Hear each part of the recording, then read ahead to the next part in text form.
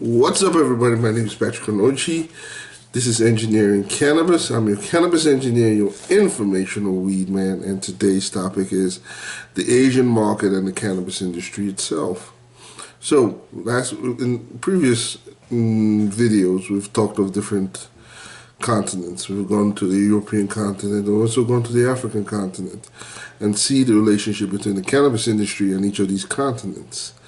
And today we'll delve into the Asian continent and cannabis itself. So, in respect to cannabis, the laws regarding cannabis, especially in the Asian continent, is very, very restrictive and very, basically highly criminal in terms of the justice system. So, for instance, and I'll be basically delving into some of my notes to basically discuss on that. And also, not only that, we'll also discuss on what's currently happening in terms of legalization, and also we're talking of economic prosperities and also opportunities that might come up in basically in the Asian market. So let's go with, for instance, now in terms of criminal offense. Asia has one of the most restrictive and most challenging criminal offense in basically in regards to cannabis. Basically, they deal with the death penalty. So basically, if you're caught with certain amount of basically cannabis in your person or when traveling to the Asian continent, you'll most likely face a death penalty. And in terms of death penalty, these are the countries in terms of Asia where the death penalty will be handed to you with certain amount of cannabis in there.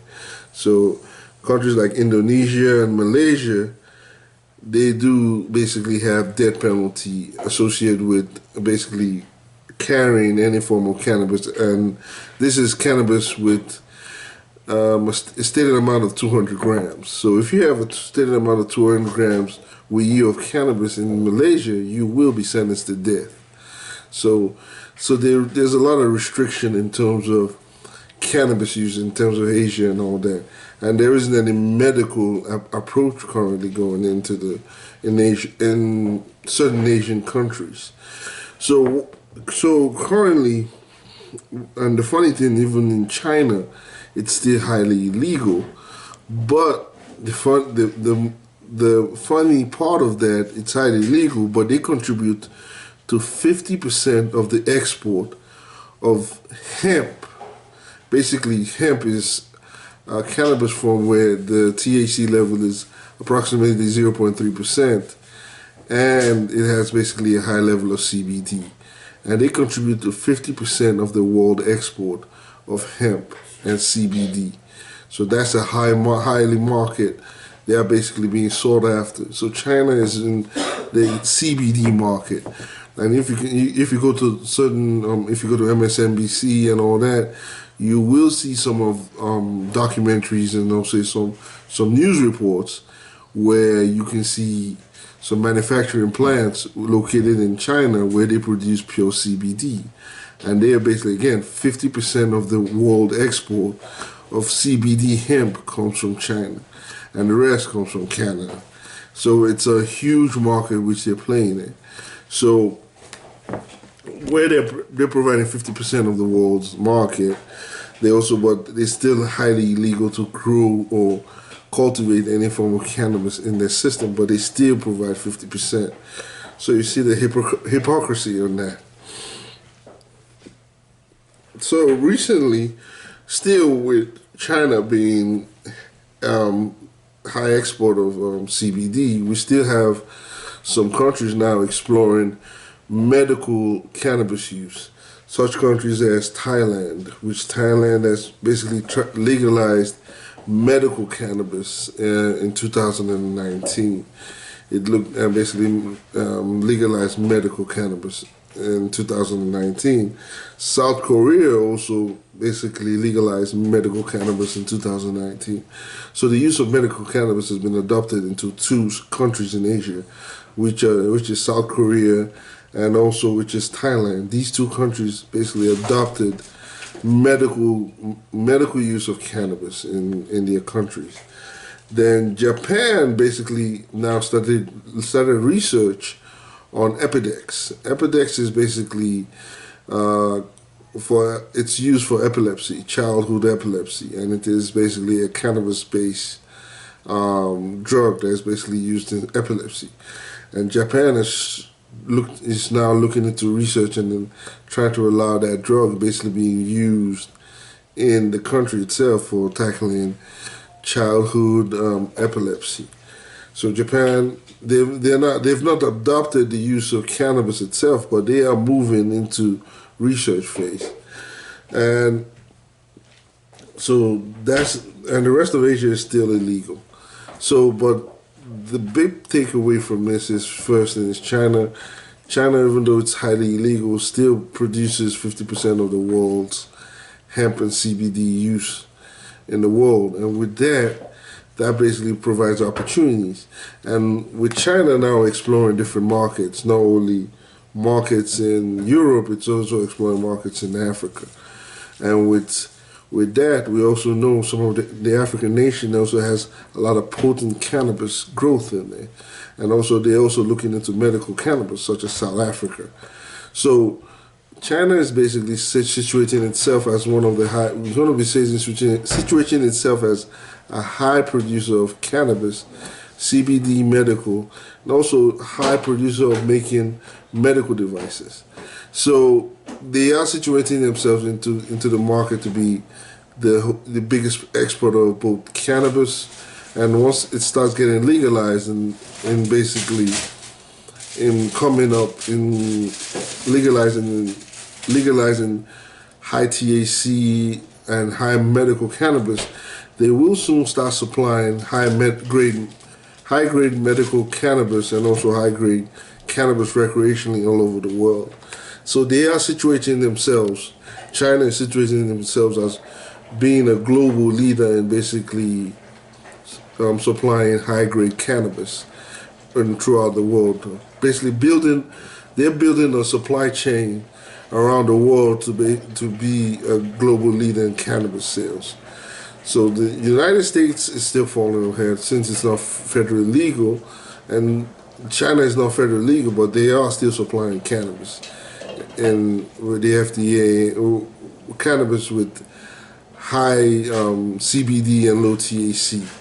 So now the opportunities that might occur in this, and again, since cannabis is now becoming more of a global product, you will see more countries trying to adopt the use of cannabis.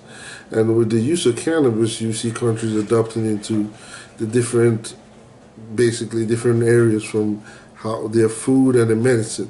So your goal, especially it's to basically know how to basically understand the plant itself. Again, I repeat, the plant constitutes with 115 compounds in that plant.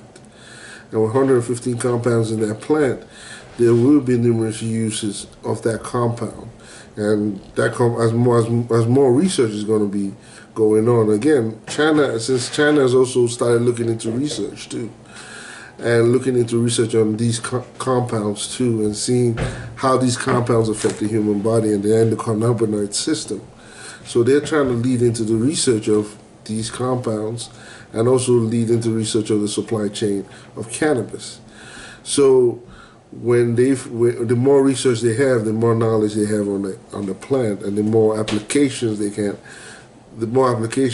use in the different body or even different products. So they are situating themselves as trying to be the global leader in research and supply of cannabis itself. And with that, we can explore opportunities, since China is basically a huge nation with huge number of people, and number of people might include also retirees and all that. You will see a lot of, with the usage of CBD might be starting to spike up, especially with the medical approach of it in China. And with that, you can see a lot of things from tech, especially since China is now adopting a little more into blockchain, and you see a lot of tech basically also used in controlling the quality of cannabis coming into the coming out of the country. So the goal is, since cannabis will be coming from different countries, the goal now is quality control. How can I control my quality going in there and make sure that quality is basically stamped?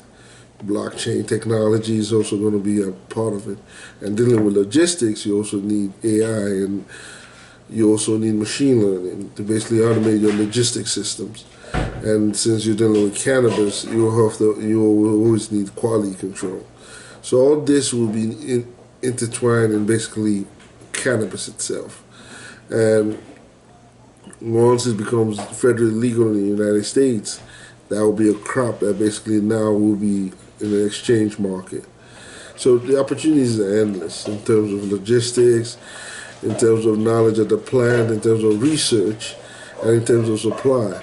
And the goal of at that point is to find the most potent either CBD, THC, or even any other compound, and see the application of it. And once you know the region where it has the most potent THC or CBD, and you control that market, basically, once you control that market, you control the profit margin.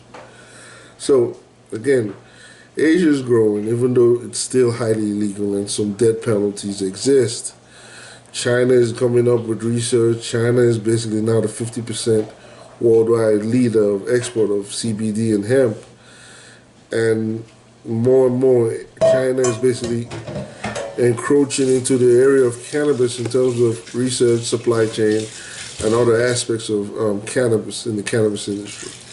So again, Asia is coming out with its, especially in China, with more and more ways to basically supply high-grade cannabis. We're seeing some impacts in Europe, Africa, and currently South America and North America too. So the cannabis industry is not only isolated in one country or one continent. It's now it's a global plant, and with a global profit margin.